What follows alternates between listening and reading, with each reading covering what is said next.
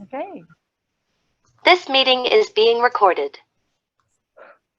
Welcome everybody to the February RASC Kingston Center meeting. It is so nice to be back in person.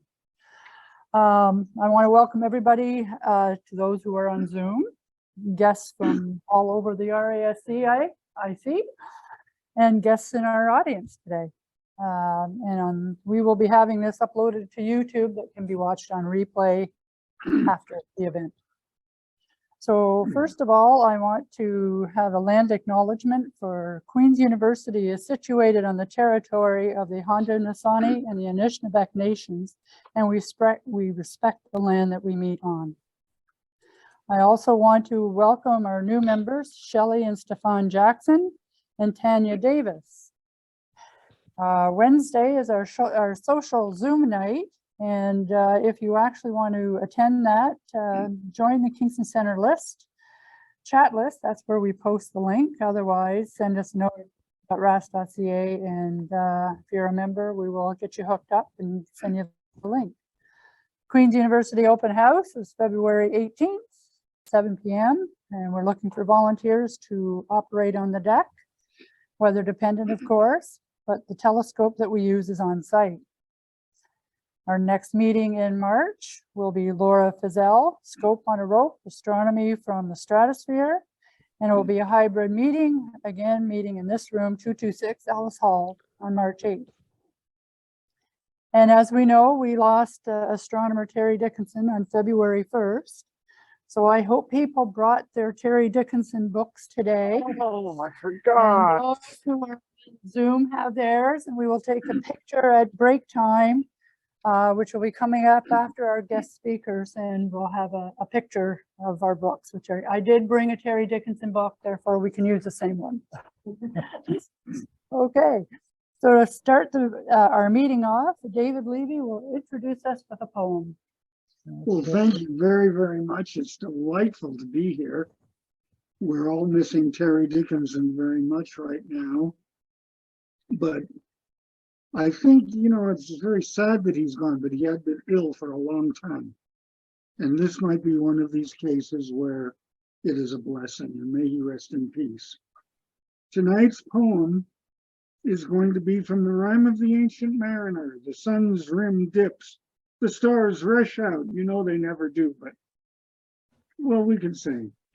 At one stride comes the dark, with far-heard whisper o'er the sea off chop the spectre bark. We listened and looked sideways up, fear at my heart, as at a cup my left blade seemed to sip. The stars were dim and thick the night, the steersman's face by his lamp gleamed white, from the sails the dew did drip. Till clomb above the eastern bar, the horned moon with one bright star within the nether tip.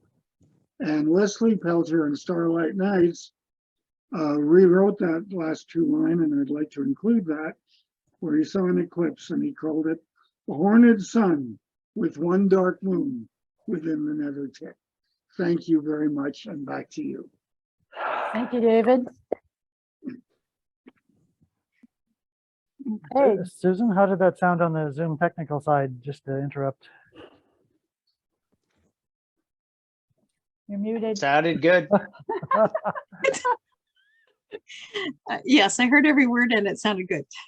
Okay. Thank you. We're having some technical difficulties from Zoom to the room, so bear with us. Next, we have Bruce Elliott, who wants to speak to us about science fairs. Bruce, on? Bruce is not here. Bruce is not here. Okay.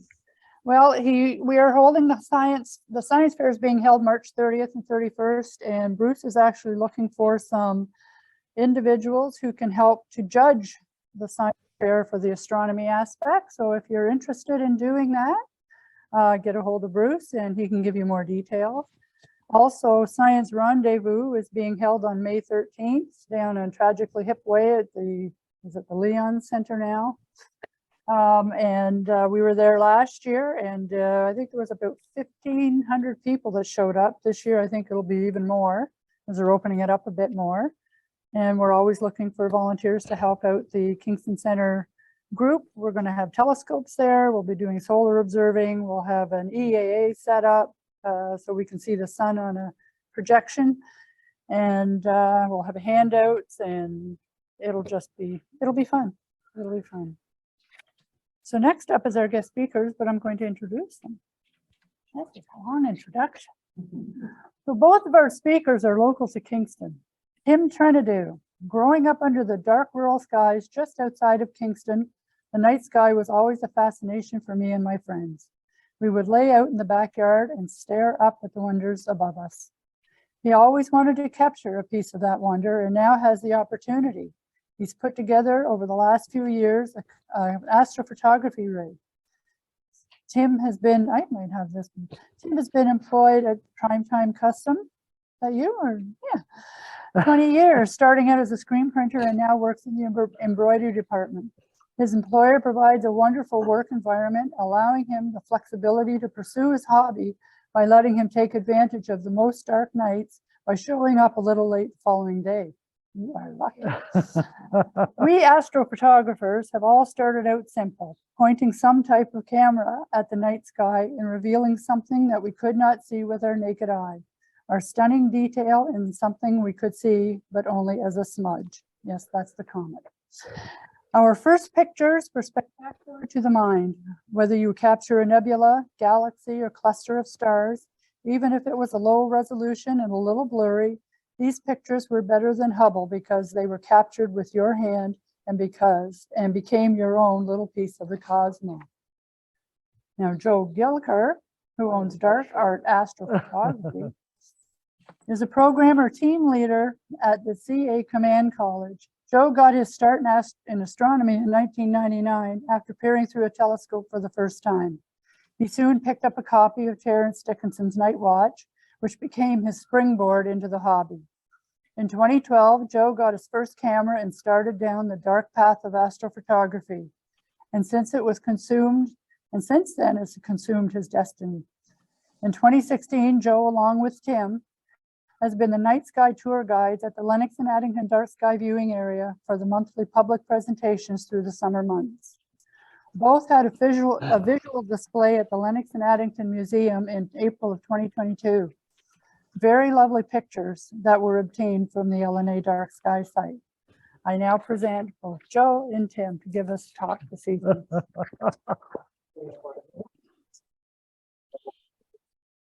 Okay, here is a wireless microphone for you and a wireless microphone for you. Is this thing up? Okay, go to the bathroom. Check. Is this actually working? Somebody from the Zoom audience. Sounds good. You can hear this? Yes, clearly. Excellent. Perfect. Thank you. You'll sound much better on the recording, guys. I hope so. Yeah, you want both of those?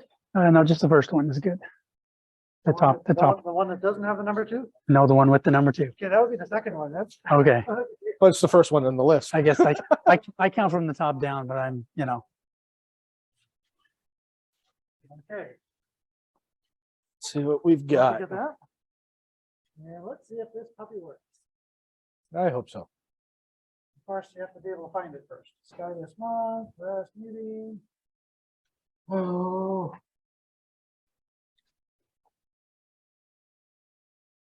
Desktop.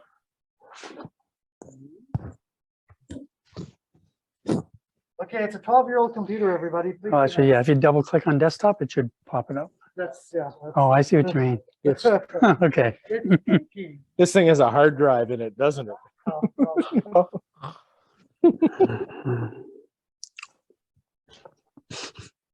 Oops, I think I maybe put this a little bit lower. I think. okay, sort by.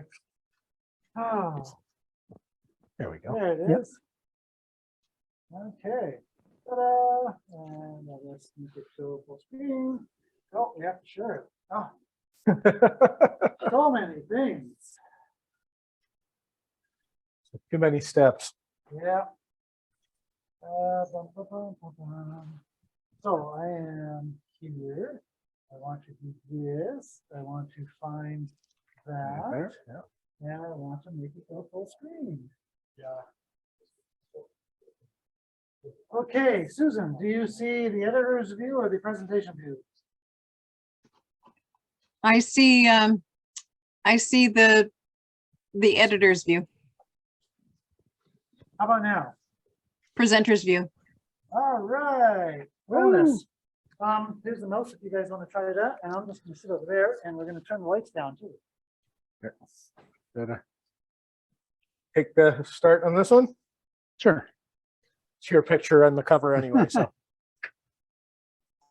Yeah, we're gonna give a bit of an update on the things that are happening out at the dark sky site. This past year, we received a $100,000 grant, and we have soaked most of that into improvements at the dark sky site, which is going to make our guests happy, makes us happy. Yes, very much so. We'll have a little more pad space and a few amenities and a nice big telescope for people to look through. So generally during galaxy season, Joe and I both have kind of small refractors. So any of you have looked through a small refractor at a galaxy, it's barely a smudge. And when you're trying to show that to people who have never looked through a telescope before, a lot of them don't see anything. So we're now graced with a 16-inch daub, which people will at least be able to see a good size smudge. Yeah, exactly. Okay, I guess we'll get the first.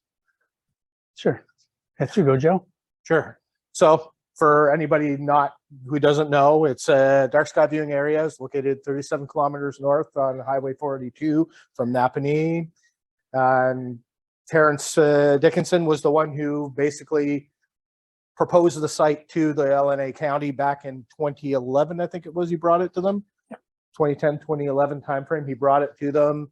You know, like Rob always says, you know, he said, you know, if you build it, they will come. And so apparently he did a good job of convincing them to cough out the money to pour out the concrete pad and set up the initial parking lot. And the grand opening was by the Perseid shower, the evening of the Perseid shower in 2012. And I believe I wasn't there. I didn't even know about the site myself at the time, but I think it was hosted by, the night was hosted there by Terry, right? Yeah. So that was the opening night. And we've been hosting, Tim and I have been hosting monthly public presentations during the summer months since 2016. Usually ends up being, you know, kind of well, we've changed up the format this past year where we start with a little Q&A session at first, where we just get like general questions from the public, you know, then we give them a laser guided tour of the sky, show them the constellations, any other planets or any other nice things that are visible. And then that's usually about 45-ish minutes, maybe a little more or less depending. And then we jump into the telescope viewing until the crowd thins out. And that's when we tear out the eyepieces and put it in our cameras and start doing our thing. Yeah, I think when we first started doing it, we would get maybe 80 people there. Yeah. And this past year, we were averaging 200 to 300 every night for our events. Yeah, and that was exactly on the next, like the site has seen like an explosion in popularity in the last couple of years, particularly. Like I said, you know, parking lot was expanded in 2018 to accommodate that because there were far too many cars parking on the road, and it was becoming way too dangerous out there. And through a freak accident of somebody playing with fireworks out there one night that set the woods on fire, we ended up having a clearing for a new parking lot. So all these trees had to be removed anyway because they were all partially burnt and falling over. And it's like, well, while we're at it, parking lot, we need a bigger one. So that was the first step, really. Then after that, berms were added. By then, we were starting to figure out, okay, the shortcomings of the site. You know, we were being affected by headlights on Highway 42 quite a bit. So berms were added to protect from that. And then, as Tim said, we got the grant in the LNA County applied for. It was I can't remember exactly. I think it was a tourism relief grant to get tourism kicked back up again for, you know, after COVID. And they, you know, he hadn't heard anything for almost a year. And finally last year he came out like, hey, we got the money. So you guys start coming up with a list of all the things we need to do here. So, through some consultation and stuff, we came up with a list with the equipment and stuff. Yeah, it was good. But yeah, like Tim said, like easily it was like over 200 people a night there for our public events last year. Like a couple of them hit almost 300 people. It was just like so ridiculously packed for that small pad that it had to, the place has been a victim of its own success over the last few years. The number of people that show up there for the events now is absolutely ridiculous. Yeah, during the new moon, we hold a Friday, Saturday event, which is the question and answer and laser guided tour. The following weekend, we hold an astrophotography event on the Saturday night. And those events have seen a big increase in traffic for those events. Mm-hmm. When they started out, there'd be maybe a dozen people. And now there's probably 60 or 70 coming just for astrophotography. The following weekend after that, we do a moon viewing. Mm-hmm. And that was new last year. So the attendance was maybe 30, 35 people. So we're expecting that maybe to take off a little better this year. Yep. Exactly. So let's see. Okay, I guess I jumped ahead on this one. That. The planning began for an expansion. Yep. So, okay, so the upgrades that we have in place, we've expanded the observation pad. It's almost double the size that it used to be. So I think it's probably about a 70 to 80% increase in area. So it's pretty substantial. Another berm was added to block southbound vehicle lighting. There is a wall that's been built now to block the light from the parking lot, which was really the biggest issue that we had there, was just cars pulling out constantly, would just be flashing the interior all the time. So, kiss your night vision goodbye for 20 minutes every time a car pulled out. And if it was a busy night, well, you were pretty much boned for your night vision all night. Not to mention anybody trying to point lenses south to take pictures. That was pretty, that could be bad. So that's been built. We have now the solar power is coming online in the spring. They didn't, due to just bad weather last fall, they didn't have time to really complete the wall and get the solar panels installed.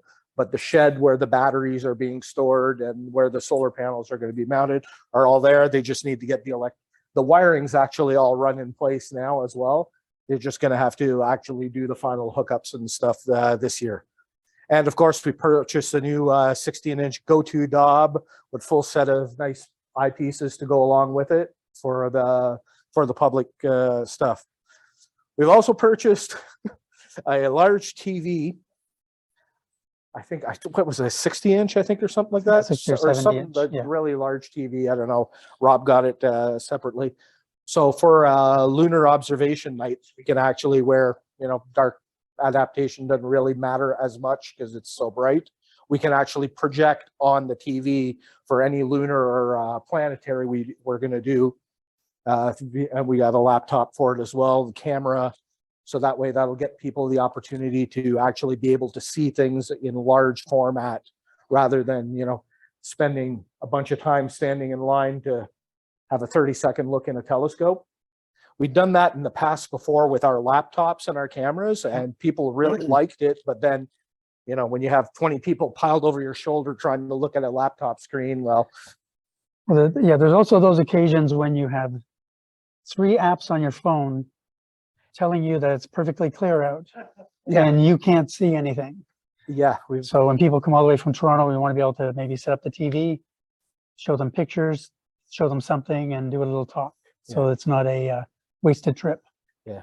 We were luckier last summer that we didn't get clouded out for our events where we had unexpectedly got it clouded out. But a few times when we were out at Camden Lake on our own, we're literally sitting under solid overcast, and every forecast and clear sky report is saying that it's 100% clear and 0 cloud coverage.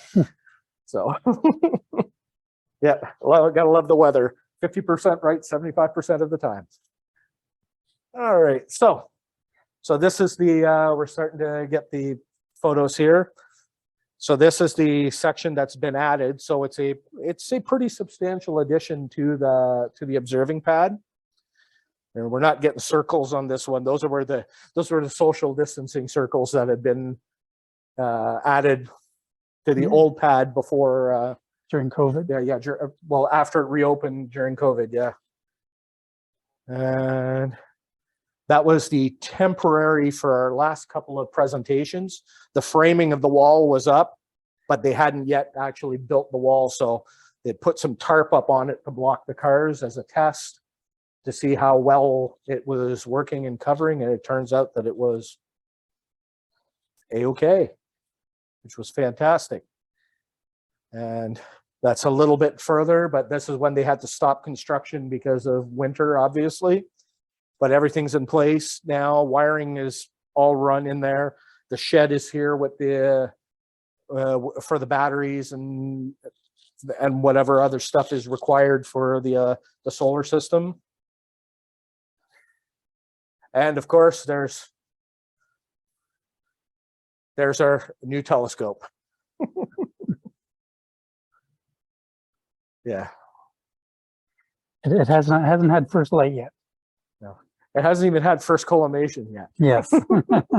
We went there for an afternoon. We figured, okay, I think it was the weekend of our last presentation, right? Yeah.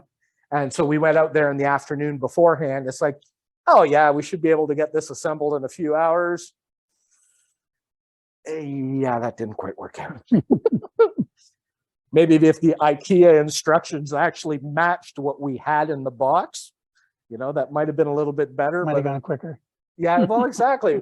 When you're looking and it's telling you to connect these 3 parts, but those 3 parts don't actually exist in the parts that you've got, and they're completely different. Yeah, so this would, we're all kind of a little antsy to take it out for its initial test drive.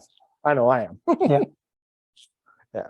And some of the, what are they? The Celestron, what are they? The IPs? Luminos, I think. Luminos, yeah. Yeah. So a bunch of 2-inch, like in various sizes. And what's that? Was it the watermelon sized one there that we have?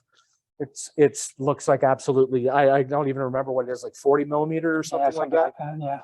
Like it looks like a 5-pin bowling ball.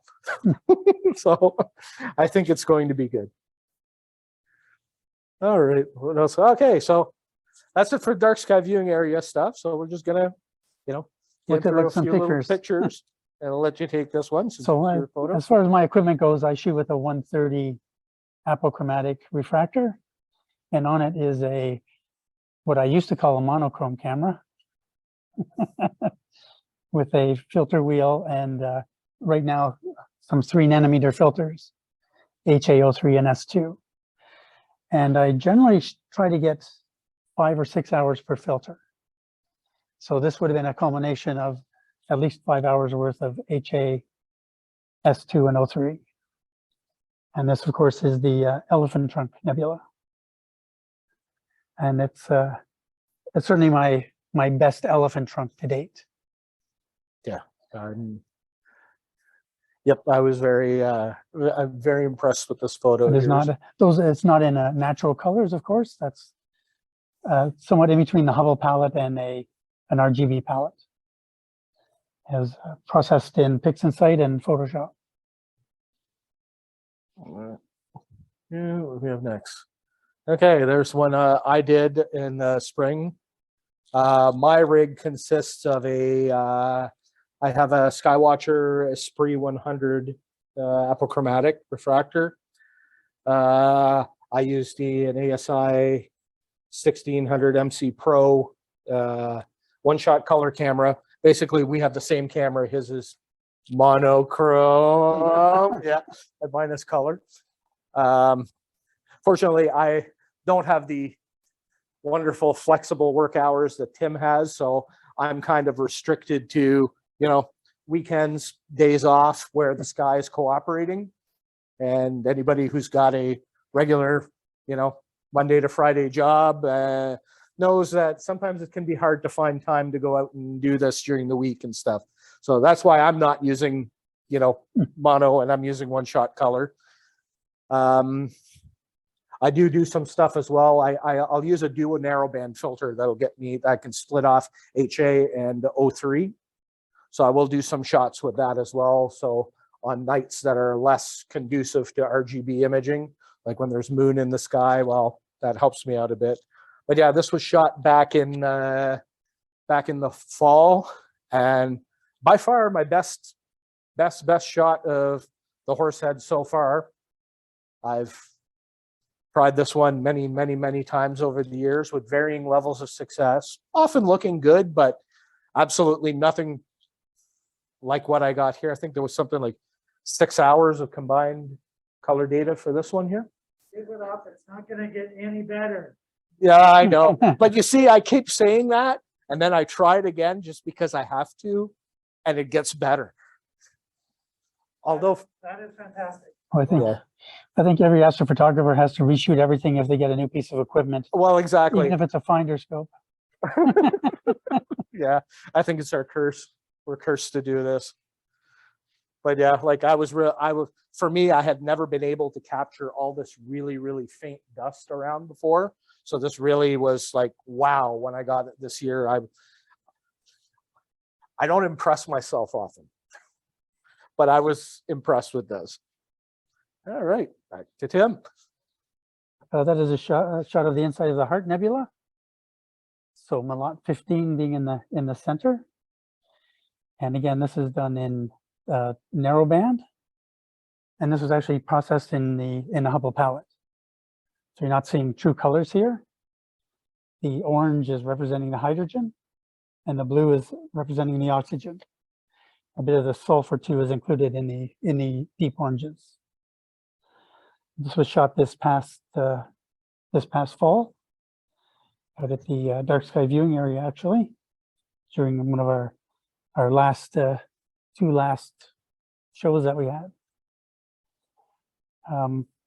Sometimes processing these are a bit challenging because if you don't get all your data on one night, they can actually look quite a bit different when you stack them. And when you're peeking through them, you had a bit of a high haze in some and nothing in others. There's some certainly new tools around in PixInsight and third-party options that can help a lot if you're interested in digging into astrophotography and getting the best out of your data. I think that's All right, next. Yeah, and here we got, this was something I haven't done in a long time, not shooting through a telescope. So this was shot on my tracker with my DSLR with, I forgot whether this was my new mirrorless Nikon or my old D750. I think it's your old. I think this one was my D750 because it's not picking up as much of the dust as the new camera does. But yeah, with my 135 millimeter camera on the tracker, I think there's something like about 4 hours worth of data here. So I've been having more fun this summer playing with that than I had in the past. I probably should have done it more in the past, but I found that it was fun changing up and getting stuff from a completely different field of view and different perspective than what I typically get with my telescope. And two, it's a far cheaper setup. Oh, You know, yeah. just a DSLR, a lens, and some kind of tracker. Yeah. Is quite reasonably priced, especially now you can buy a lot of used ones. Yeah. And get results like this. Yeah, and that Rokinon 135 millimeter f2 lens is reasonably inexpensive for the quality glass you end up getting out of it. Like it's surprisingly inexpensive, and I mean it's a nice, fairly sharp image. Step down a little bit to remove a little bit of edge softness in it, but very, very that's a really nice field of view for a lot of stuff in the sky now. I think I've got a couple more in here I shot with it as well. So we'll see that. Okay, and this fantastic. This was a couple of years ago that I shot the Rosette Nebula, and I was actually really impressed with how much detail I was able to get out here. If you went to the museum and seen the pictures, one of them was actually a crop of this image, and they did such a nice job. When I seen it, it was huge, but the detail was absolutely crystal clear. It did an absolutely amazing job. This was processed in kind of a hybrid Hubble RGB palette because I thought it looked better. I kind of like the natural colors sometimes over the Hubble palette. And there are ways of combining your data to get a more natural colored image, even if it is narrowband data. Particularly like all that like really faint little stuff here that you got, and looks fantastic. Yeah, I was very, very happy with that shot. Yeah, understandably so. I'm envious. There we go. This is another one where I did a little bit different this time. This was shot again, my same gear this summer, my Esprit 100. And I'm not typically a fan of starless images. I see people posting those all the time, and I'm not typically a fan of them. And this one here, I find myself like literally fighting back and forth because this disappears in here, despite the fact that it's an identical image with just stars. Even though the stars are nicely reduced and nicely sharpened, it just makes that entire dust field in the background disappear. And this was one of these images where I can't choose which one I actually like.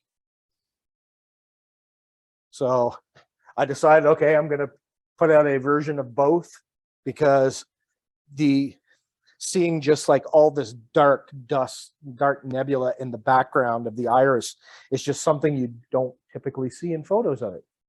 Like out of all the photos I've seen, like this is like literally one of the most detailed background ones I've seen, which surprises me because it's like I can't be the only one who's done this. But I've looked online. I haven't found any that look quite that where you can see that background detail as much. Or the galaxy. Yeah. Oh, yeah. It's hard to tell here, but there's a little tiny little background galaxy here peeking through. I'm not sure what it is. I remember when I first did it, I checked it out to make sure, because when I did the star removal, it's like back and I'm like looking at it, it's like, that's a galaxy. And I remember I went and looked it up. I did a solve on it or something, and it picked it out, which is like right down, where is it? Down here somewhere. And it turns out that it was indeed a galaxy. So the AI powered star removal tool actually works incredibly well, the star exterminator. So also processed in pics inside. All right, next. Oh, this one. So this was a piece of the Veil Nebula that I shot last summer. And this is when I first got, I used to use 6 nanometer filters. And I wanted to get something narrower to see what the difference was. And this was a remarkable difference just by changing the filters to a 3 nanometer. You get a much better, a darker background, and you can pick out a lot more detail than I was getting before. So when I would shoot this before, I wouldn't get any of this faint material in here at all. And this was not nearly as spectacular in 6 nanometer. And not to mention that there's also sometimes bloat around your stars with the 6 nanometer, depending on the quality of them. But these were new filters by Antlia, and I thought I'd give them a go, and that's about 7 hours of HA, 6 hours of O3, and about 5 to 6 hours of S2. Yeah. I remember many nights. It's like, so what are you shooting tonight, Tim? Oh, I'm doing more of the Veil. So next night we're out a couple of days later. So what are you shooting tonight, Tim? Oh, I'm getting more of the Veil. It's like, so you moved on to another filter? Nah, still on HA. It took them quite a while to shoot this, but yes. I mean, summer nights are short compared to the fall and the spring. Exactly. You only get a couple of hours. That's why I'm still shooting in one-shot color. All right. We have here. Yes, the Cygnus Wall. This one here was one shot again by same gear, but this time with my my duo narrowband filter. It's an STC duo narrowband.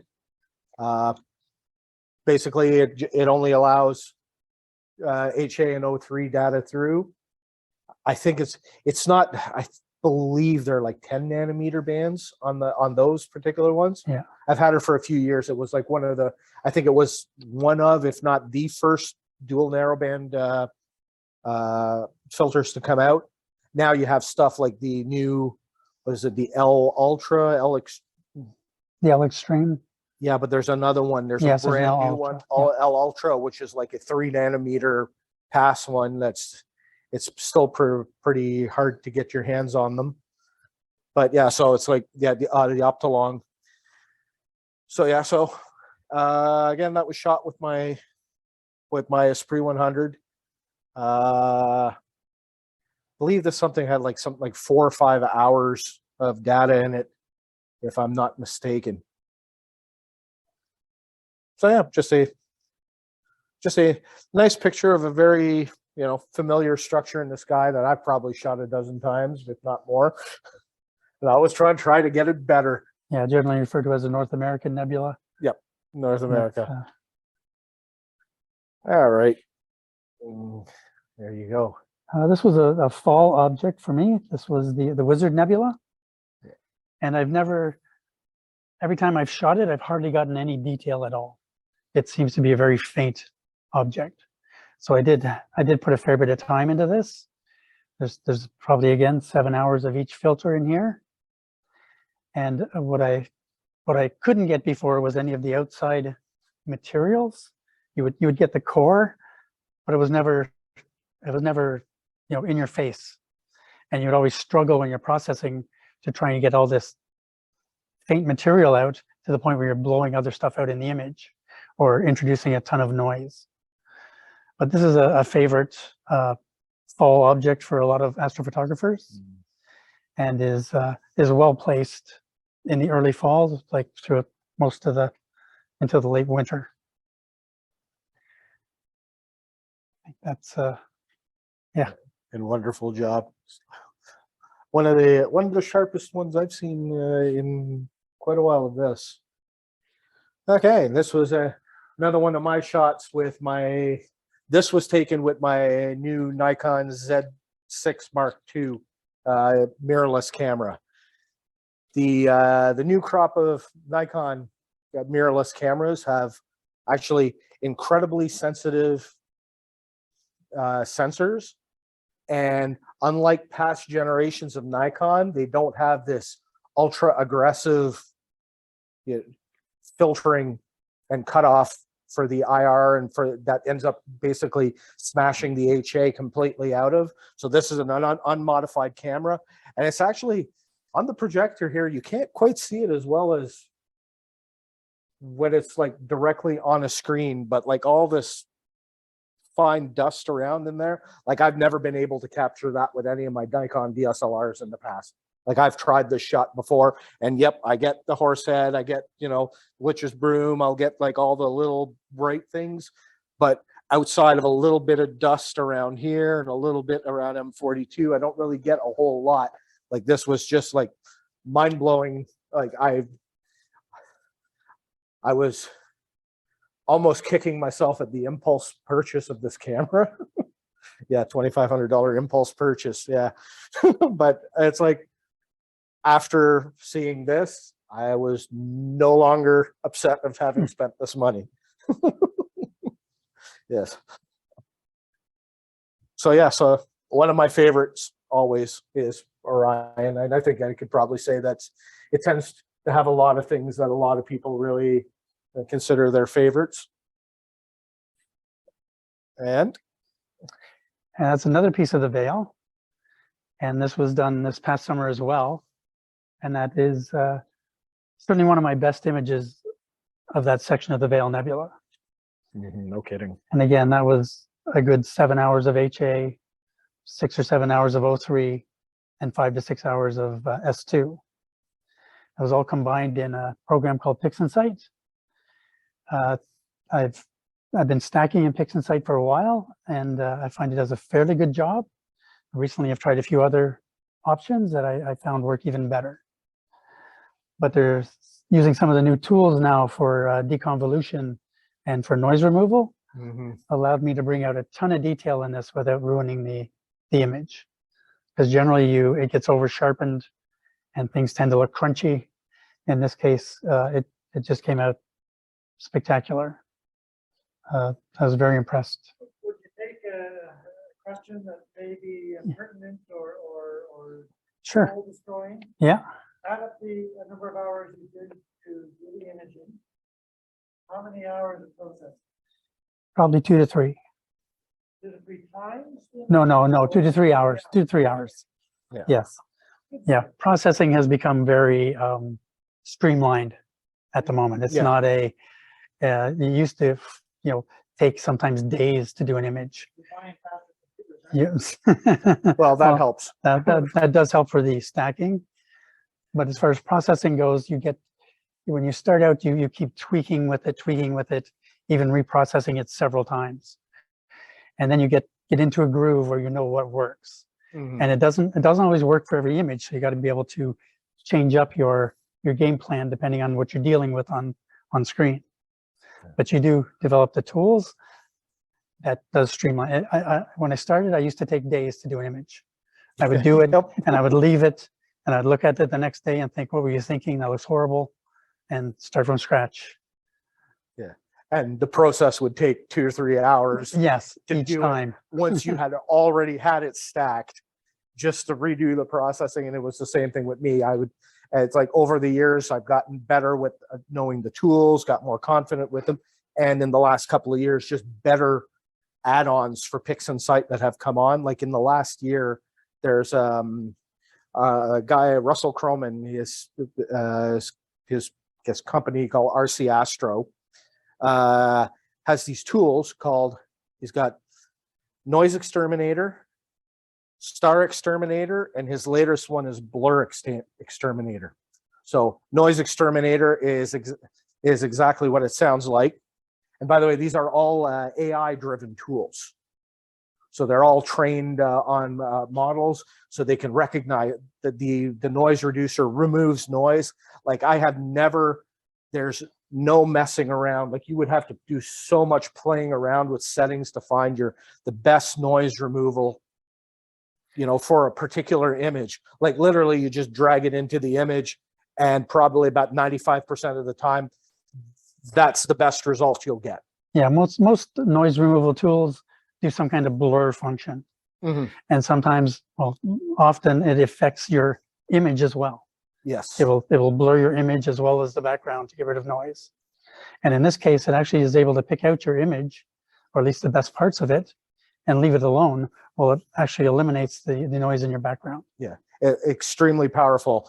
The Star Exterminator does exactly what it says.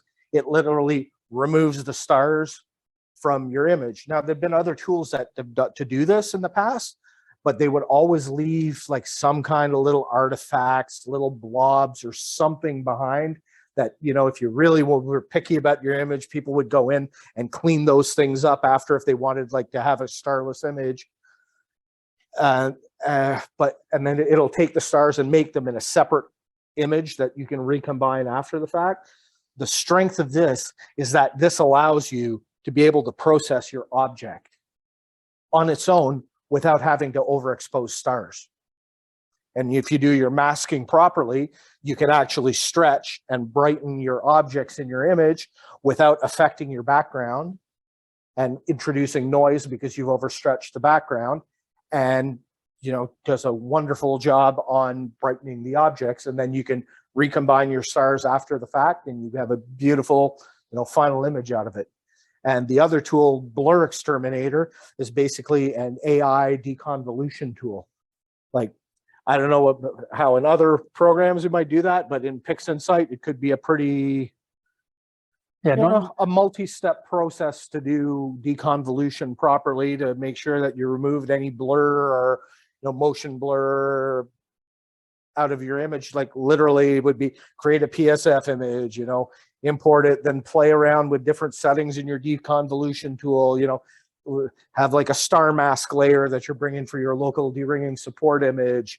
And like, literally you can, again, drag the process, drop it on your image, and it does it. And it does a beautiful job of it. Like surprisingly so, Yeah, generally when we're taking pictures, we're at the mercy of the atmosphere. Yep. So if it's turbulent, no matter how good your tracking is, your image is going to be somewhat blurry. And what deconvolution does is tries to compensate for that and resharpen your image, but not in a way that traditional sharpeners do. Sharpeners in Photoshop and other programs tend to do is put a highlight on one side and a shadow on the other of your detail. And that's what makes it look sharp. Deconvolution doesn't work that way. And here it actually tries to compensate for the turbulent atmosphere that you're looking through. Yeah. And does an amazing job. Yeah, it basically calculates out the point spread function of the stars themselves, takes that shape of it, and then what's required to make that thing perfectly round again is kind of applied to the rest of the image, and it ends up removing that average blur across all your images and ends up sharpening. And the fact that this tool can do it in one step, yeah, you can do a little bit more advanced stuff on it as well. By the way, I tried your you were saying to make the manual PSF and do the data, and I tried that and it actually works really well too, actually better. Oh yeah, so what do we have next? I know we're almost done with the images now. Yeah, this was, I shoot this one way too often. My very first image I ever shot of anything was M51. And it was horrible. But like Tim so eloquently put in his little bio thing, it was the best image because I did it. And, you know, I had brought my telescope over to a buddy's place. We had set it up in his backyard. We used to do that often. And one day he's like, hey, you know, I have a DSLR. And like back in like 2010, 2011, that was not quite common yet that people had a DSLR. He's like, you know, we can just get the adapter and we can connect it up to your telescope and take pictures. I'm like, oh, well, that sounds cool. I had never really considered it at that point. Because to me, photography was still a little bridge too far for me at that time. And, you know, he ended up going and finding the adapter at Reed's Leading Edge Hobby and messaged me next day, hey, you want to bring your scope over tonight? So it's like, I got the adapter. So we did that and shot an M51, and neither of us had any clue what we were doing. And was still mind-blowing to us. So now every time I get a new piece of equipment, as Tim so nicely put it before, I try to take another picture to try to get this to look even better than it did last time around. So that was my attempt at it this year, and I really liked the way it turned out, the field of view, especially the visibility of all the background galaxies that you can see around it. I've actually got a nicer one that I did with my my 10-inch f3.9 reflector. That's a lot closer zoomed in, but still I really like that nice wide field of view of it. And well, this is something that everybody shoots. It's recognizable as the Great Orion Nebula. But this one is actually a composite where I took shots of 30 seconds to do the center, because the center is often blown out. In order to get the detail around the edges here, you got to shoot for a couple of minutes. And when you do, this just becomes white. It is such a high dynamic range object. So if you think about it, if you're trying to take a picture of a sunset, if you have your camera set a certain way, everything in front here is just going to be blown out. And so you have to actually take different exposures to properly get a sunset. And it's the same with the Orion Nebula.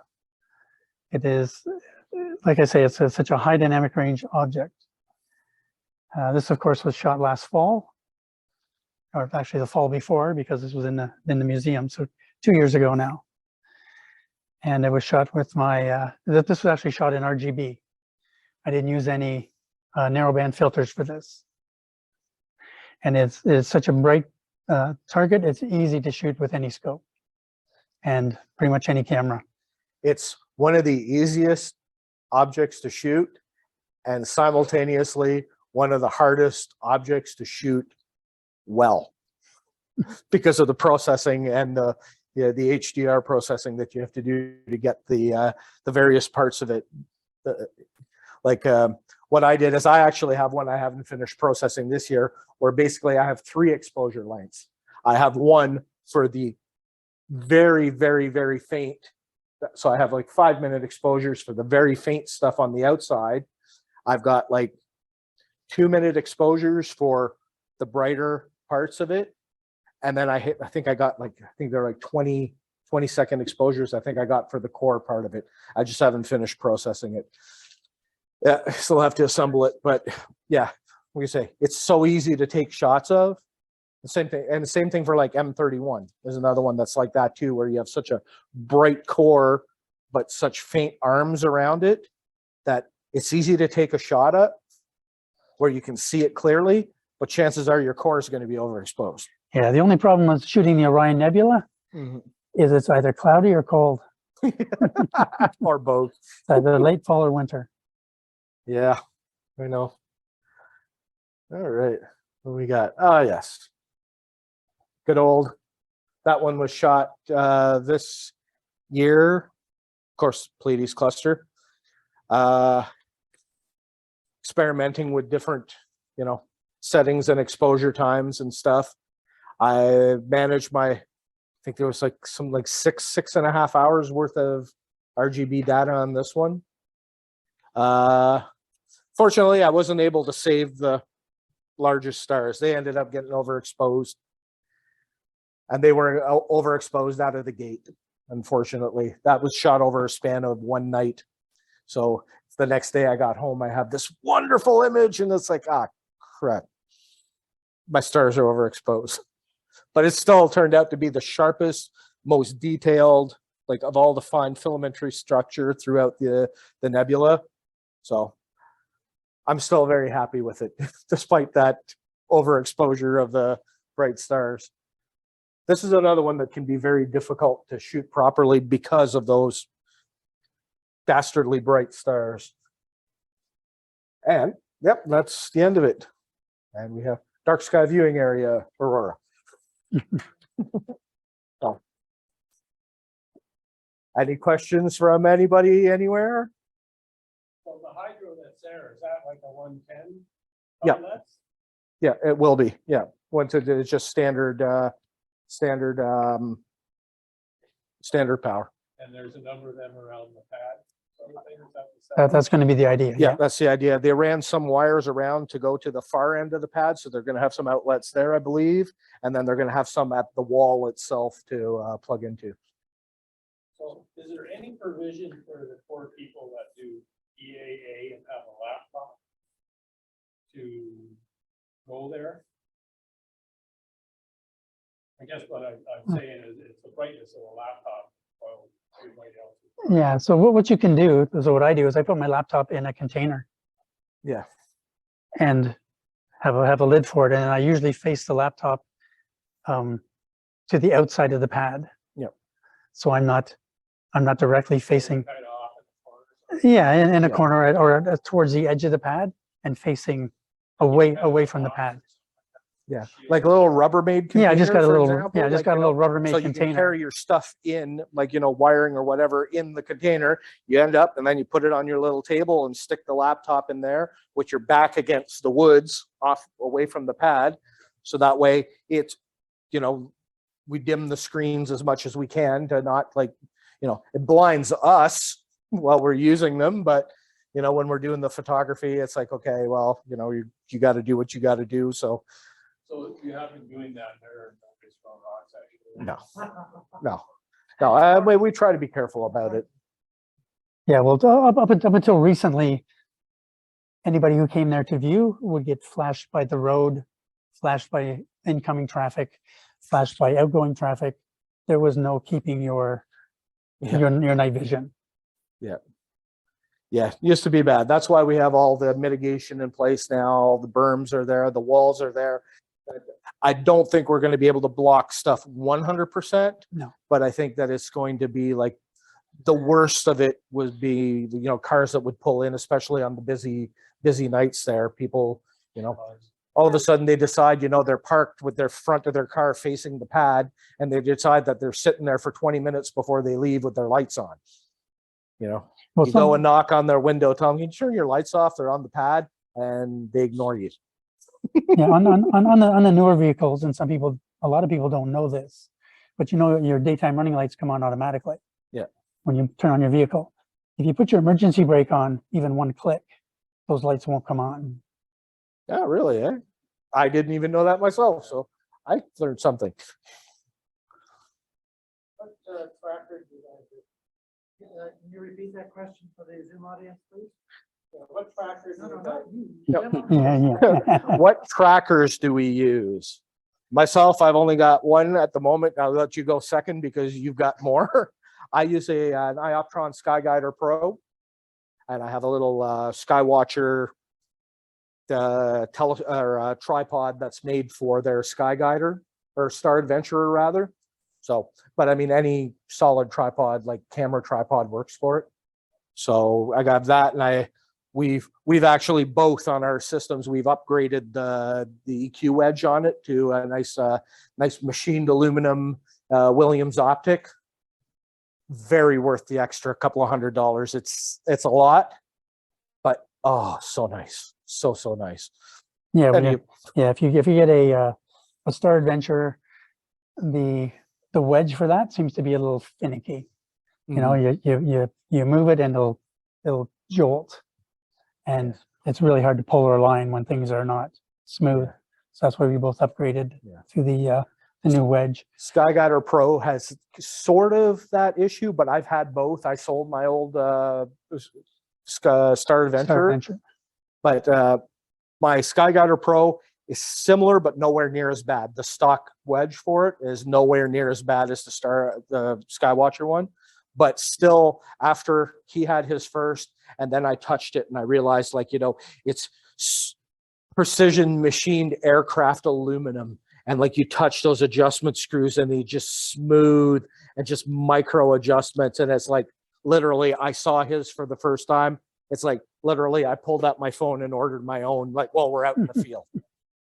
That's how good it was. Yeah, I have a Star Adventure, which I used quite a bit. I also have an Ioptron Skyguider, which isn't the same as what Joe has. It actually comes with its own little mount, own little setup. They're not available anymore, but it's a very robust, sturdy system. Yeah. The only problem with it is it's only about this tall. So you're on the ground when you're trying to polar align. I also have an AZ GTI, which is a newer mount from Skywatcher. It's really tiny, really portable, was not made for Astro, but since then they've done firmware updates to make it, if you can put it on a wedge, you can actually use it just like an equatorial mount. And it has a go-to function. So it's very small, runs off your phone. If you're doing camera lens type of deal, it's fantastic because of the go-to. It tracks extremely well.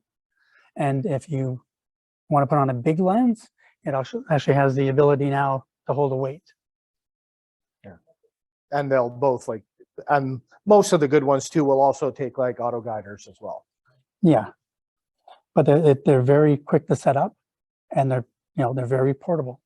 You can put that in a camera bag and your tripod, and away you go. We have a question from Zoom, Yes. and all right, Peter Jedicke, he wants to know where the money came from. Where did the grant come from? Oh, for the grant. Like I said, I'm going to misspeak a little bit because I don't know exactly, but it was Government of Ontario. Not the feds. No, it was I'm pretty sure it was Ontario, and it was like for a COVID recovery for tourism stuff to catch up on lost tourism income in after the 2 years of COVID, and so yeah, so I believe so. I could be mistaken. It may have been federal. Like I didn't have a hand in that part of it, so this would have been Rob Plumley that would really know that one properly. Provincial grant, and there's going to be a dozen different companies here wanting to apply real quick. Oh, I think that ship has sailed because he applied for it back in like it was 2021, and like literally it took a year before they actually released, like, accepted people or rejected people. So like he was kind of like thinking, Who owns the land? It's part of the Sheffield Conservation Area. Sheffield Conservation Area. So it's the Lennox and Addington County. Any other questions? Sure. No, well, petroleum grants were granted, awarded a year.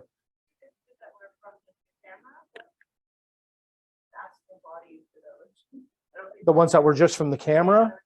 Yeah, so the one that had an object here, and kind of one over here in the corner.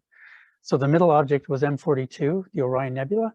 Just Yep. kind of one of the last ones we've seen blown up big. Yep, hang on here. I'll just Yeah. bring it back up here. The one to the side is going to be the Horsehead, which we've seen another big shot of. And then the one that was up here in the corner. I think it's specifically this one this here. Yep. So the Horsehead Nebula, Flame Nebula, Orion Nebula, Running Man, and the Witch's Head. And the other one, the other one that was earlier was the Pleiades cluster. That would have been that one. Okay. So,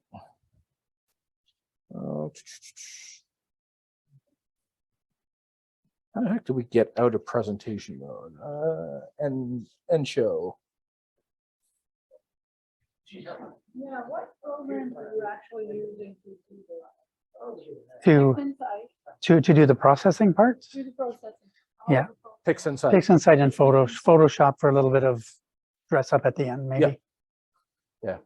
He uses mostly PixInsight for everything. I use a separate one called Astropixel processor for the stacking process itself. To me, having compared them with an equivalent data set, PixInsight will take like 45 minutes to stack something. Astropixel processor will do it in about 15 minutes. So, something else? Oh, naturally, LMA, Government of Canada. Okay, so it was a Government of Canada. Somebody posted a link. We don't care, we just get the money. Yeah, well, exactly. Yeah, we're not like employees of the county. We're just kind of the mouthpieces of the dark sky viewing area to give the tours. Like really, Rob Plumley is the guy who's I call him, the backbone and central nervous system. He makes everything happen in the background, and we just show up and point at the sky and talk, kind of thing, All right, thank you, everyone. Oh, here, you can have your microphone back. Oh, yeah. Forgot about that thing. Thank you, Joe. Thank you, Tim. That was excellent. Okay, we're going to take a 5-minute break. And then we're going to take some pictures with Terry Dickinson's book. So people on Zoom, get your books ready. When we come back, then I'm not sure how we do this. Neither am I. It's a brand new thing. Oh, yay. Okay, somebody had their hand up. Who had their hand up? Oh, Peter, did you have was your hand up? applauding, and let's see everybody here. Peter asked about insurance. Yeah, insurance, Peter. Insurance. Dark sky viewing area? Yeah. I have no idea. We have no hand in that kind of stuff. Oh, it's great to see all these people here. Yes. We can welcome Hey, many, Peter. many people. Hey, Graham. We have 11 people in the in-person audience and 26 I people. saw your review of that little telescope. It's quite the thing. Okay, we're going to take a break for 5 minutes, guys. So come back and we'll be back at 8:12.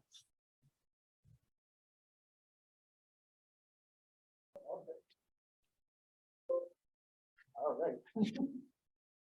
Okay, so we want to video and turn off non-video. Okay, so Madam President, say something and Susan will tell you if you're live. Hello. Excellent. I see you. I hear you. Excellent. Okay, so I guess everybody, we're just going to gather together and take a picture of everybody with one book here. And then Kevin's going to do a snippet on Zoom for those who have their Terry Dickinson's book. That book is what did it for me.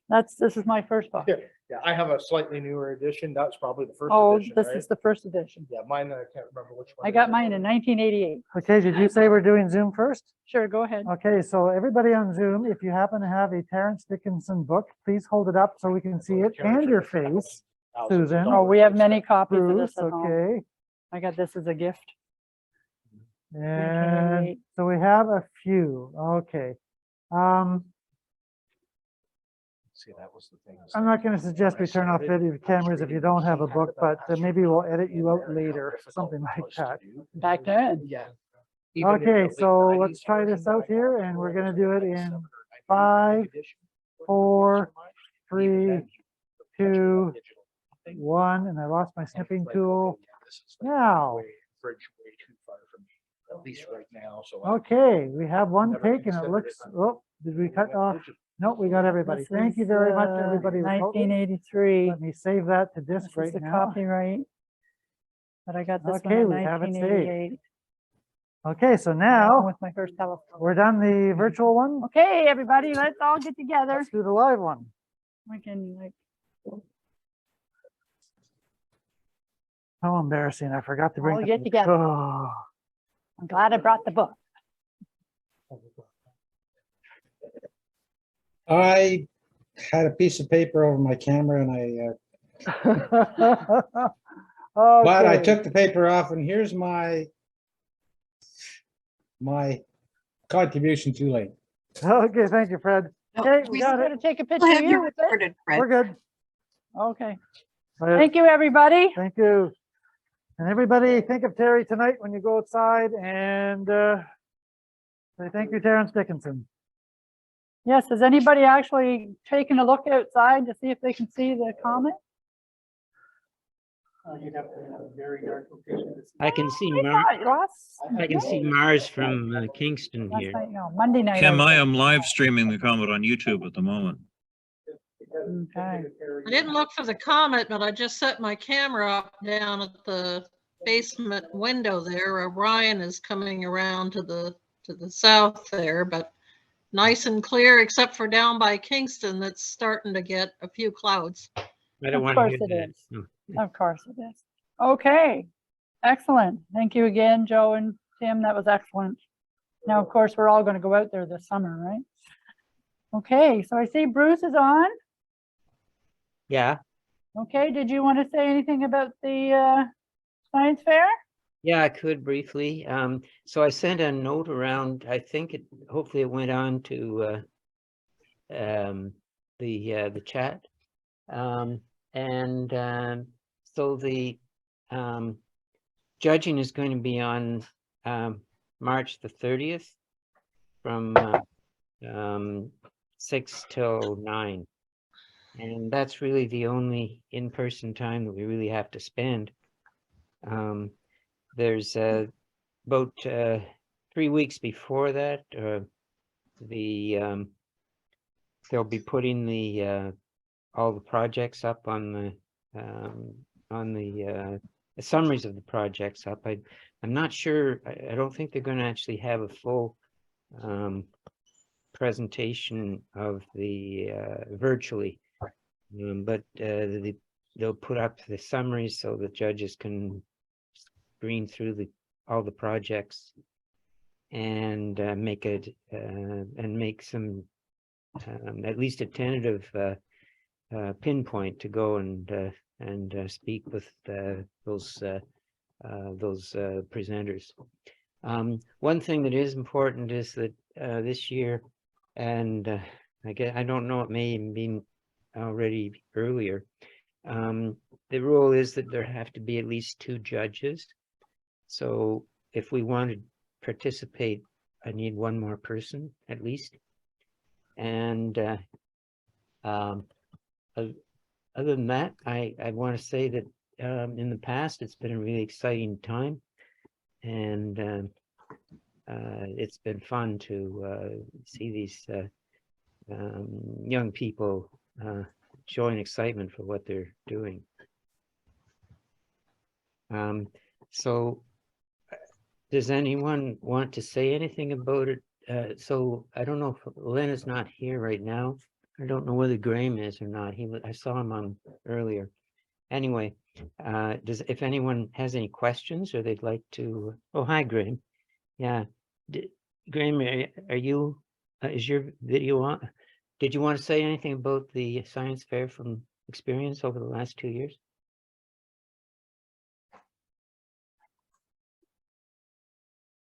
Okay, you're not muted, but we're Can't not hearing hear you, Graham. Do you do sign language? 1, 2, 3. All right, that should be better. I don't know Yeah. if We it's the best can- microphone. We can I hear hear you. ya. Okay, there. So yeah, so each year we have we've been handing out a prize, and Bruce has been running it for us. It is always interesting to see what the students come up with, and it's relatively easy. We sort of as a group come up with a we go through all the projects, we sort of pick out the ones that are astronomy and space focused, and then between us we sort of pick which ones we think are good, and then we come up with a final selection, and then we send that off, and Bruce then does all the paperwork for us, so it's very easy. Thanks, I Graham. hope that's a glowing recommendation. And I think, well, so Elena's not here tonight, but Elena, Graham, and I got to know each other quite well virtually. And that was another really oh, there you go, Elena. Do you want to say anything with the science fair? Bruce. I highly recommend it. I did it virtually one year, but when we did it in-house, it was a lot of fun, a lot of energy in the room. Talking to each of the kids in our category was really fun and energizing, and love to see these young people interested. So do it, volunteer. Okay. I'll keep an eye on my email. Yeah, so anyway, I just want to, I'd like to just thank Lynn and Graham for the time that they put into it over the last 2 years.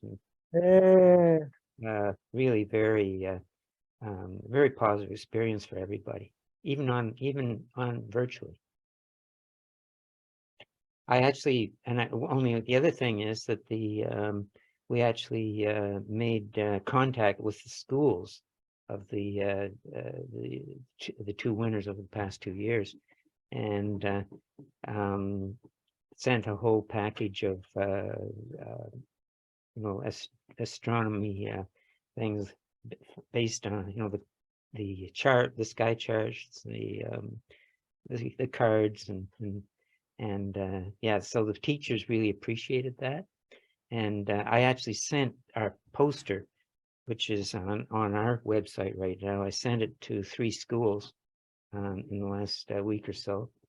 And I've had a couple of schools have responded and said, yeah, they thanked me for it. And two of those schools that I sent it to were where the winners were last 2 years. So we're hoping that we're going to have another fun time with it this year. Thanks, Bruce. Yeah, well, thanks for the time there, Kim. And I think I might go out and see if I can see anything up in the sky. So I'm going to say good night. Okay, thank you.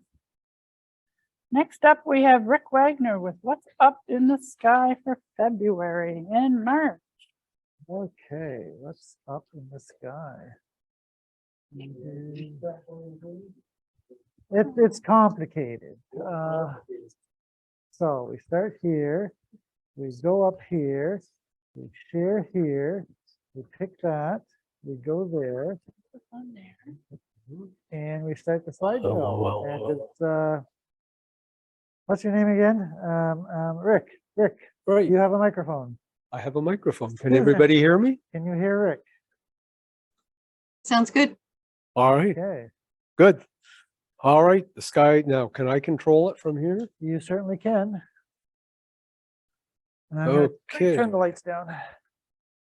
All right. So most of the local events I've got listed for the coming month or so. are Queen's University events. Two that I think are going to be of particular interest: dark matter theory tomorrow afternoon is all of these events are in well, except for the open house, are in Sterling 501, but two of them are on Zoom, so those are the easiest ones to get to. Tomorrow, dark matter theory, and then on the 2nd of March, a talk on particle astrophysics. I should mention that these talks are all to members of the department, so these are kind of at, you know, research level, serious science stuff. It's not public lectures. On the 18th of February, Kim has already mentioned the open house at the observatory. BAA events on the two Zoom events this month. The 18th of February, the solar section is meeting. And then on the 1st of March, this might be kind of interesting, multispectral imaging of Jupiter's atmosphere in order to do chemical analysis of the atmosphere. AVSO webinars on the 4th of March, how to automate your rig, a panel discussion. So for those of you like me and Malcolm who like to get everything set up, get it running, and then go to bed and let the telescope do all the work, this is probably going to be useful. Hours of darkness, they are decreasing rather disappointingly. We lose almost an hour of darkness over the coming month. However, for the solar people, the sun is 8 degrees higher by the beginning of March than it is right now. In the sky, starting this weekend and going on for sort of 10 or 12 days, you can look for the zodiacal light in the evening sky. Just after sunset, you'll see a large triangular glow extending up and to the left from the horizon. This is actually dust in the plane of the solar system that is reflecting light back to us, sunlight back to us. Last quarter moon on the 13th. The Gegenschein basically around the 14th. This is basically a counter glow. If you think of dust, it reflects light, but it reflects it much more strongly in retroreflection. So at the spot that's exactly opposite the sun in the sky, you'll see a very faint glow, maybe 8-10 degrees across. And at this time of year is a good time to see it because it's in a relatively featureless star-free spot in the sky, sort of down and to the right of Regulus. New moon on the 20th of February, 21st and 22nd of February, very nice view in the western sky, Jupiter and Venus, and the crescent moon. On the 21st, it'll be quite a thin crescent down below Venus. On the 22nd, it's up quite close to Jupiter with Venus down below the pair. For the numbers crowd on the 24th of February, the Julian date will roll over from 259999 to 246000. Whew. Only been waiting a couple of centuries for that. 27th of February, first quarter moon. 28th of February, Rupi's recta is also known as the straight wall. I always think of it as like a sword. If you look at it down at the south end, there's a nice little grip, a guard, and then the long curving blade going up from there. And that's visible on the evening of the 28th. Early March, by this time, Jupiter will have moved further down into the sunset, and Venus is moving up, and the two of them will be just half a degree apart after sunset. That's close enough, and they're big enough that in a telescope, you'll be able to look at and see the disks of both of them and the moons of Jupiter. So that'll be quite neat to see. And then full moon next month, just before our meeting. Small bodies, minor planet Harmonia is in opposition at mag 9.9. And of course, the subject we've all been most interested in is the comet continuing to crank its way south. You can see the other night it was up in Auriga up here, and it's hopping down here and then gradually slowing as it begins to move further and further away from us. So down just left of the Hyades. And then by the end of the month, you can see the tick marks are getting quite close together as it moves down into Eridanus. There's a couple of galaxies, a couple of cases where it goes fairly close to galaxies that might be worth, if you've got a long or short focal length, wide field scope, might be worth seeing. It doesn't ever get very close to Mars. And I can't remember, there's the 9th for the comet, and the tick marks don't show up very well. So, but anyway, so yeah, sort of the 9th, 10th in there somewhere. It'll be a few degrees from Mars. Yeah, within the next few days, I think. It's really honking down there. Yeah. And then finally on 4th of March, and this will actually be the evening of the 3rd, 5:30. Now, it depends on whether you follow Carlo Gozzi, who wrote the play Turandot, or if you follow Puccini and Toscanini, Turandot. They did the opera, of course. At any rate, the minor planet is going to go in front of a star. This is about 11 o'clock at night. The star is 12.5 magnitude, so this is pretty faint to be trying to image it, but should be easy, like in a 6-8 inch telescope, to watch this thing. The asteroid itself is at 15th magnitude. So the combined light of the two will drop by just about 3 magnitudes for up to 10 seconds. And it should be fairly high in the southwest when it happens. And here's the map of its path. So this is the central line up here. The south edge misses Kingston, but Kingston's within the 1 sigma path. But everybody who's sort of up northeast of Kingston will have a fairly good chance to see it. Yeah, it's, this is a new map that I'm using, and the text all comes out too small. So I think I'll go back to the old one. That's what I have. So if there's any questions. Thank you. Okay, and I'll just remind everybody that Rick's What's Up in the Sky is on the landing page of our website at kingston.rasc.ca, and is also on the Google shared calendar that we maintain, all things astro. Whoa, feedback.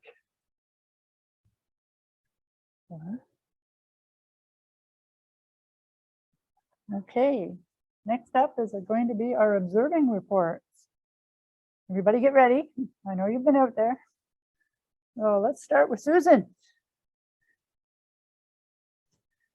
Okay, I ran out. I forgot that it was going to be clear because it just hasn't been happening. But I did manage to run out the other night, and I did catch the comet with my just binoculars, but I did see it. Just a little flop, Yeah. isn't it? Just a little And that's it. That's it. Other than going out to the observatory before the cold snap to remove tiny fragile plastic things and bring them in where it was a bit warmer. So yeah, that's it. Okay, thank you. Fred. Nothing to report this time. Oh, all righty. Aggie, I have been out, it has been clear, and intend to go out tonight and look for the comet since it was clear when we started. okay, excellent. Elena, I went out the other night and saw the comet with binoculars. A little good fuzz. for you. That was Excellent. exciting. It was nice. Okay, let's see who's next. Eric Briggs. Hi, I just posted in the chat the link to my Comet live stream this evening down here in Buffalo. It's quite clear, and it didn't start out that cold. I suppose it's getting worse, but I'm testing out a CCD camera that I haven't had the chance to use before, and a focal reducer that is also new to me, and my C11, which I just acquired last year. So we're off to the races. All right, this is Kevin commenting on Eric's chat in the chat room. This is the first time he's been out imaging in 10 years. All right, 9 years. 8 years? How long, Eric? I would say that this is the first time that I've been out doing imaging since Comet Neowise. I've done some imaging since then, but not with this USB age setup. I've used some of my older cameras since Neowise, but not the new ones. So not that long ago, okay. Okay, well, say hi to Brenda for us and I Mary. will. She's at work at the moment. Okay, up next, Gary Diamond from St. John's. Hello, Hi, how are you? I'm fine. Clouded out. Oh. Okay, Graham. Hello. I've just been imaging a bunch of random stuff with this new smart telescope I have. So I've been getting a couple different targets. I did get Neowise, or not Neowise, the ZF Blame Eric. FTZ Comet. The one that we've all been talking about. I've also been trying to image around the new moon, a bunch of random targets that is in the easy to find list, although I'm still using the beta software. And I'm hoping it's clear outside because I'll take it back outside once we're done here. And hopefully new moon, I'll be able to really seriously use it. Excellent. Question from Kevin's got Kevin something. Graham. We were looking at your video of a couple of days ago of the new little smart telescope, and people have been asking about it. Can you tell us the name again? Because we forgot. It's called the Dwarf 2, and it basically is going to be one of those, you know, what do I want to call it? It's like the drug to get people into doing astronomy. It's like here, use this, and then when you get tired of this and you want something bigger, you know, welcome to spending money. Get you hooked easy. And that one's still under production, sorry, research and development, soon to be No, produced? it's being sent out right now. So it was under crowdfunding, and they've been sending them out. So they're basically, a lot of them are in the mail right now to the crowdfunders. You can order one online, and I think you'll get it in about a month and a half or so, as they, you know, fulfill all the requirements and stuff like that to get them out. But yeah, it's pretty amazing, and I've been, as I said, I've been playing around with it. So I haven't had a chance to use it in dark skies yet, but my plan is to go up to the Dark Sky Preserve once the new moon's up and there's actually some clear skies. Sorry, that was the North Frontenac Dark Sky Preserve, or was that the Lennox and Addington Dark Sky Viewing Area? Lennox and Addington Dark Sky Viewing Area. Thank you 'cause for it's closer saying to that. my house. They're still in the room, yeah. Yeah, no, I've been there a couple times. Like, it's not that far from me because I'm actually in Napanee, so you know. So any updates to the software? Is it done through the phone? So yeah, so the software I have is the beta. The I've talked to Dwarf Labs, and it sounds like it's gonna be coming out in the next couple of days as the production version. This is for iOS.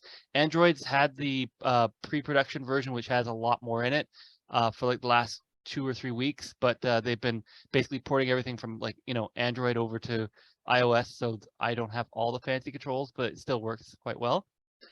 So I think the plan is it's probably going to come out in next, like I said, next couple days. I'm thinking it might show up next week to have the full production software, so that everybody's getting it as crowdfunding is actually getting it, and then they can get the actual like release app rather than the beta, because I got sent this to review, so Okay, well, we look forward to more updates.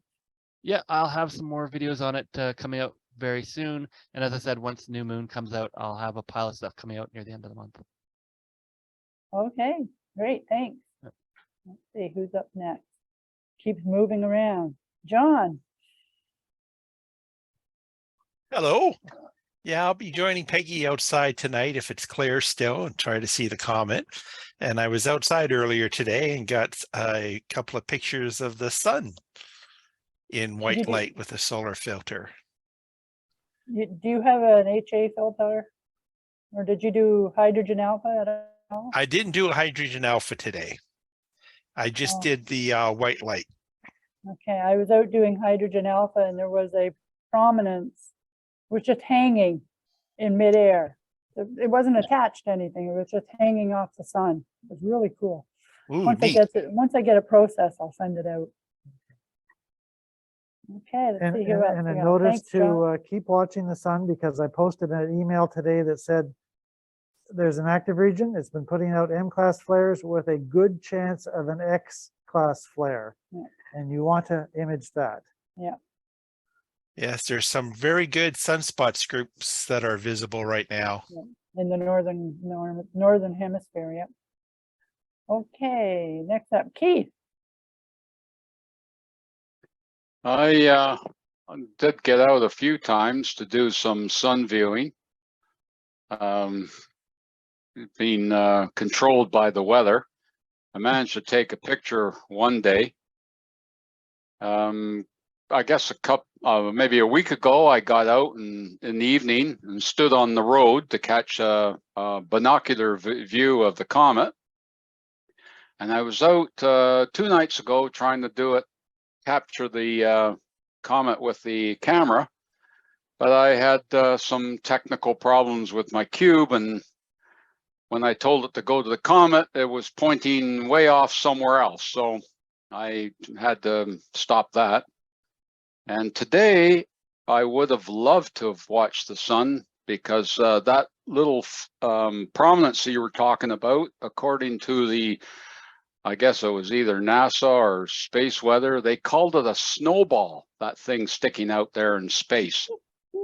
So, but I had to go to Perth, so I missed it. So I kind of blew a really good day, but oh well. Maybe tomorrow. No, tomorrow's supposed to be rain, so maybe Saturday or something. So anyway, that's the extent of what I did. Okay, that's great. Thanks, Keith. Ken. Yeah, I caught the comet on a couple of occasions just with a 300mm zoom lens. So it's just a little bit of a fur ball, but nice to be able to say that I've actually seen it and caught it. So that's been my exposures. Okay, great. Thank you. Welcome. Okay, Kevin Wenkoff. Same, I got out with binoculars, saw the comet, and just look around now and then with the binoculars. That's it so far. And looking forward to getting the telescope up and running again to see a few more things. Okay. Can we ask Kevin, the Spanish Inquisition, Kevin, how goes the observatory, Kevin? It's a brilliant thought in my brain, but it slowly will come together. I've never given up, but I've been so tired and busy with my day job and life. But March break, I have planned to set a few days. I have a few days off in March. I'm going to definitely work on it. That's the Excellent. plan. Yeah, How's indoors. this for a concept? Keep the dream alive. Set a deadline, and for Yep. every day that you go over that deadline, you give everyone named Kevin $10. Sounds good. Or a jar of honey. Yeah. Good luck. 2023, it will be done. Good. It Okay. will be done. Okay, Mark thank you. K. No, I haven't got anything to report. And it's not clear here in Quebec, so sorry. Oh, you're skiing. Yep. Ah, okay. Linda too. All right. Hi, Linda. Okay, Mike Haynes in the warm south. Yeah, I'm glad everybody's getting clear skies. I've been looking at the comet almost every night, with the exception of a few days near full moon. And I've been lucky enough to be down in Tucson where it's clear almost every day, though I haven't looked at the sun yet. And I've also been out at the local club here in Tucson, their dark sky site, which is pretty dark. And I'm getting checked out on their 18-inch scope there next weekend. So, or a week from this weekend, I should say. But yeah, I've been out observing quite a bit. I think I might try the solar stuff tomorrow. Okay. We are shocked, I tell you, to find that you are not in a pub with David Levy and Peter Jedicke right now. Well, they're actually all coming over here tomorrow night. So Yeah, we actually listened to David's talk on Friday night. yeah. Yeah. So yeah, I was there at the TAAA talk for that as well. And yeah, they're all coming here for dinner tomorrow night, along with a couple more, another astronomer and his wife. So awesome. Party at your house. Yeah. Okay. Have fun. Okay, thanks. Okay, next. Peggy, we done. Next down, Did we do Q. Peggy? Okay. Yeah, we did Peggy. Q do. Are you there? No? Yeah. No. Hi. Okay. Anything to report for observing? No? Guess not. Okay. Rosemary.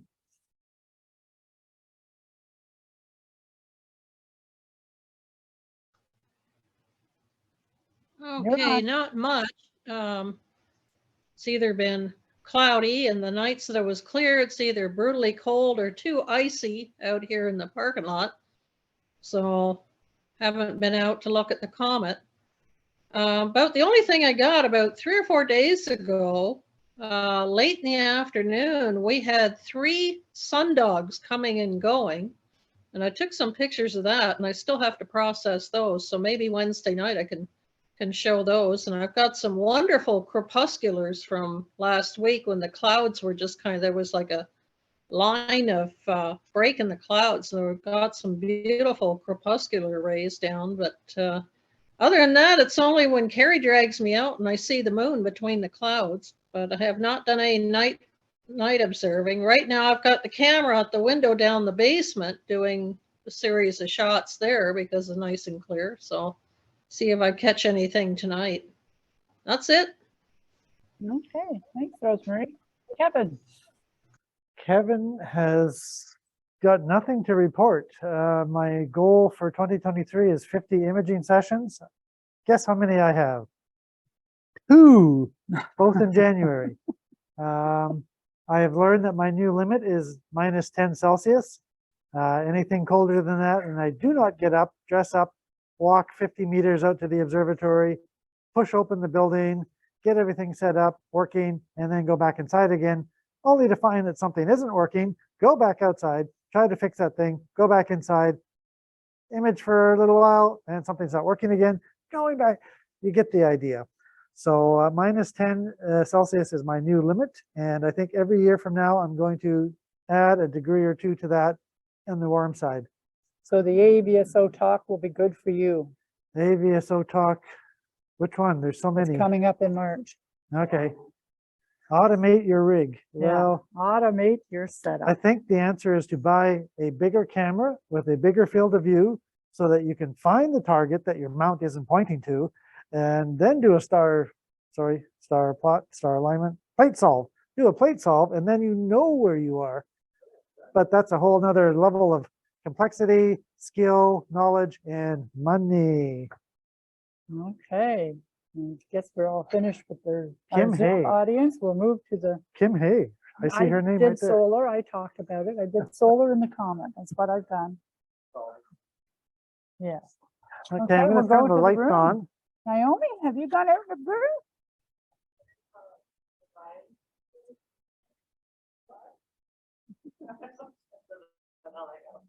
That's okay. That's a start. Okay, great. Roger. Not necessarily something observing, but what I will be doing in March is giving a Zoom talk to a school where my daughter teaches. What's interesting about this is that she lives just outside of London in the UK. You did this last year too. And I did that last year, and she halfway through the talk, she realized that she hadn't hit record. And so she didn't tell me until after we'd finished. But she says she got the science department, they polled the kids and they liked it so much that they think that it should be done again. So last time it was the end of their science week. This time I will be kicking off science week. And so it was actually really kind of cool because I got to visit the school at the beginning of July last year, and saw the science room. It was full of stuff because I was supposed to give the exact same lecture again at the end of school, and just rather than Zoom, just walk in and do it. But this time it'll have to be via Zoom, so that should be fun. Excellent. Did they say you have a Canadian accent? No, they actually they think it's more American. Wow. Not Canadian, but Okay. but anyway. All right. Good luck. Mark. Not much for me. I tried to get a picture of the comet and I got a fuzzy green blob. I tried to track in SharpCat of the comet's head, which is kind of a new feature in their beta version, but I never did get it to work. So wasn't much of a picture and it was full moon. So that's the best I could do. Okay. Brian, you said you had something you wanted to show? No, I didn't, but I did get out last Friday when I was minus 200 or something like that. And I have some very good photography gloves with chemical heating pads, which I never had used those before, and they were great. And I did get some pictures of the comet with my 200mm lens, but they were nothing that I'm happy enough to share. There was a fuzzy blob. And then on this past Monday, I was out with my 500mm, and that was a challenge just to even find it, which I was finally able to do, and I got some pictures of that, but again, nothing I was too happy to share with. So anyway, that was it for me. Okay. Brian. I managed to find the comet with an 8-inch telescope because of my neighbor's new searchlight that shines into my backyard. Oh, well, maybe there's something we can do about that. BB gun. Did I say that out loud? You're on camera and you're being recorded. Jeanette, have you been out? I've been out across to the neighbors in the bush and I didn't need a flashlight. So because I didn't need a flashlight, I knew there was a full moon out there behind the clouds. Did you take the time to observe when you're on your back for a little while? Not on the back deck? Probably not. No, I was face down. Oh. Glad to see you're better. I was, well, mostly I've been doing photometry, of course, but the last clear night, which was what, Monday night, I guess. I actually took some time with the Hank scope to image the comet, guiding with PhD2, which guided quite handily on the head of the comet. So I have a whole bunch of pictures with little trailed stars. And it's kind of neat because the comet, every picture, of course, stays in the same spot and the stars all gradually drift through the field, which is kind of neat. And while I was sitting there watching it capture images and she had gone off to the neighbors for a few minutes, I thought, I could probably look at this thing. And so I got out 15 by 70 binoculars, went down and laid on my back on the deck around the Hank scope. Because it's like right at the zenith. And poof, there it was, perfectly obvious.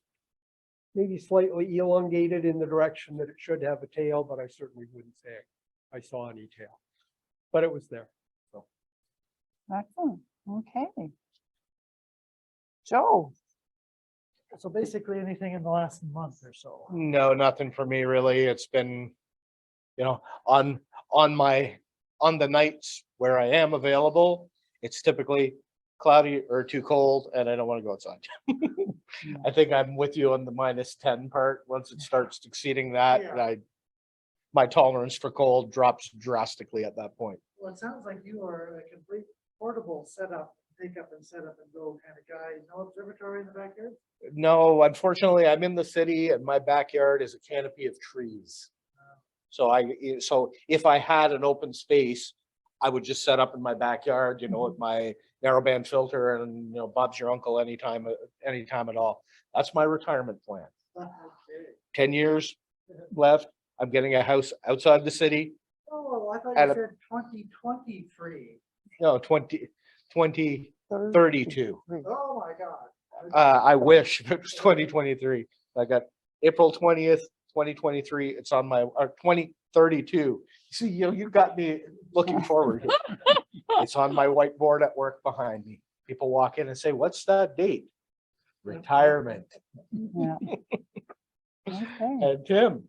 Tim, your turn. Yeah, I was out on Monday night trying out a new Sigma 20mm lens, 1.4 on a Sony A7R II to shoot the comet. And I do have some shots.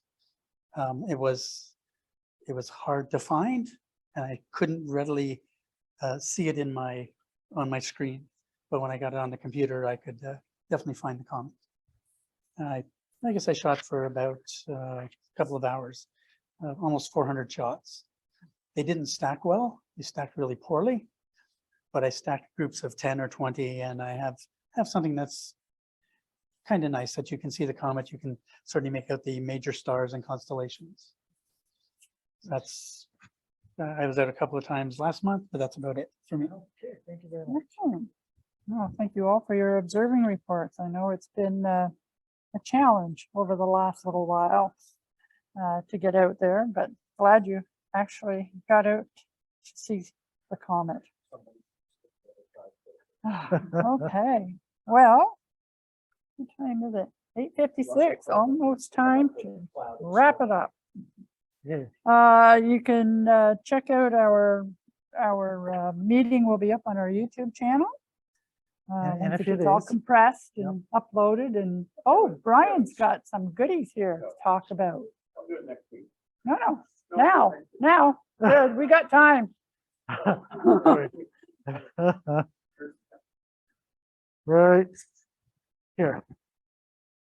You want to get me set up? You're set up.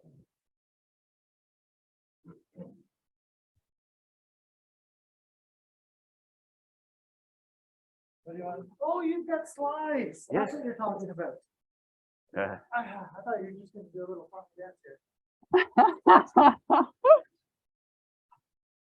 Okay, so we're going to share there. Oh, that's just, hit that and not do a full screen because of it. Okay. Now, what do we see on here? Yep, we're good. Yep, let's go for it. Is that, are you seeing it full screen? There, people in the audience are, yes. People in the audience are, yes. Okay, I'll be quick. This is just a couple of 3D printing projects that I've been working on.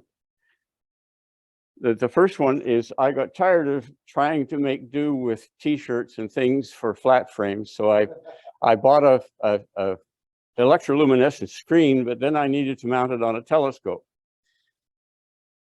So this is the flat screen. It's a 6-inch diameter electroluminescent screen. It has a 9-volt battery to drive it. The color is because there's a protective film on it that I haven't taken off yet. It's actually white. Okay. So it's 6 inches in diameter, and I want to fit it to a 120 millimeter aperture telescope, and I want to be able to keep it reasonably rigid. So what I did was, the first thing I did was I made a cap, 3D printed a cap, that the inside diameter is the diameter of the screen, and I put slots and a hole in it for the cable to go through. And then I made a second piece, which is a spacer, and the outside diameter matches the screen, but the inside diameter matches the size of the dew shield on my telescope. So it all fits together. There's the screen inside the cap. And then the ring fits inside that. And then the whole thing fits on the telescope. And when I'm satisfied that everything's working, I'll take the protective filament, the protective cover off, and I'll put a couple of screws through the side of the cap to hold the whole thing together so it comes off in one piece. I should point out that what I usually do with 3D printing is take filament and make it into garbage. And so these are a couple of examples of things that were actually useful. The second thing, there's a bit of information. I'll put this on at the end if people want to make use of it. It's a Creality EnderPro printer. The prices of these things vary wildly. Keep an eye out for sales if you're thinking of buying a 3D printer.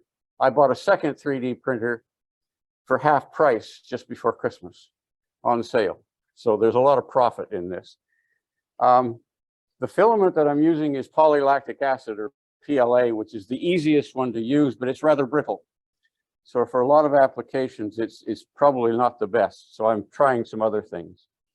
And this is where I bought the electroluminescent screen from. It was $100 US, including postage. And to my great surprise, it came straight to the door without customs getting in the way and charging me duty and GST. And handling, oh yes.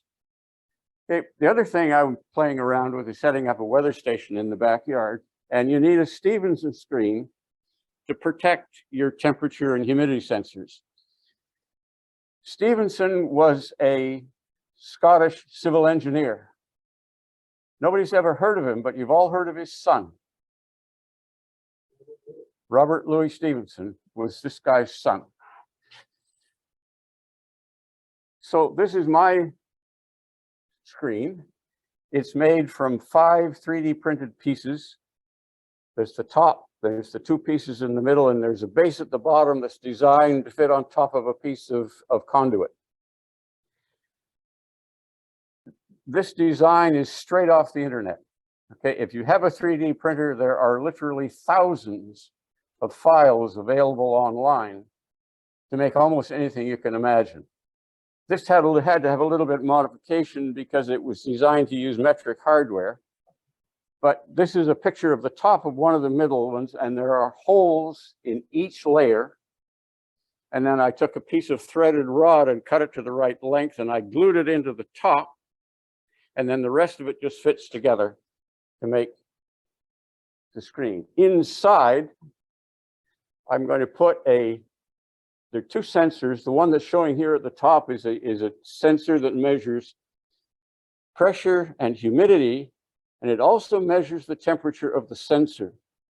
And that bothered me a little bit, so I added another sensor, which is shown at the bottom, which is a temperature sensor that is actually a more accurate measure of the ambient temperature, but that's probably overkill. The whole thing is connected to a microcontroller, and this is a microcontroller that's largely obsolete, but I was able to find them online for $4 each, including an antenna. And this one is very easy to modify. It has built-in Wi-Fi, and so it's very easy to modify it so it uses this external Wi-Fi antenna rather than one that's just on a little wee one that's, for those of you in the audience, it's a little antenna right here. Whereas the other one, you get much better signal. This thing is running a web server. So on my home network, it looks like a website. And on the, what I have here on the left is the output of that website sitting on my bench rather than being out in the yard. So it measures the temperature of the sensor, the humidity, the pressure. I calculate the altitude. It measures the external temperature, and then I also calculate the mean sea level pressure. Okay. So most of these are measured, but the altitude and the sea level pressure are calculated. It's not they're not super accurate, but they're good enough for what I'm doing. Okay. And just to put the thing back up, if anybody wants to write down the website to buy one of these screens. Question? Ryan, Yes. one remark about the PLA is I understand it is quite sensitive to heat. Yes. A lot. It starts to soften at like 50 degrees. It does indeed. One of my trips to Chile, I had made a little tripod out of black PLA. And I had a little camera sitting on top of it, and I left it out at the end of the night and went out in the morning, and it had all drooped back down on the thing. But the white stuff will probably be okay. But it does degrade in the weather. I don't think it's going to last very long. But there are other plastics that are much better, but I was really just trying to make sure the whole thing would work. And there it is sitting in front. Excellent. Okay. Thank you, Brian. Okay, we're coming to the end of our meeting. I just want to remind everybody of March's meeting on March 8th. We'll be back here in this room. It'll be a hybrid meeting, and our guest speaker will be Laura Fizel, Scope on a Rope, Astronomy from the Stratosphere. Does anybody have any last questions or remarks they wish to make? If not, we shall say goodbye to those who are on Zoom. Thank you, Susan, for recording. Take care, everybody. And we'll see you all next month or next week on our socials.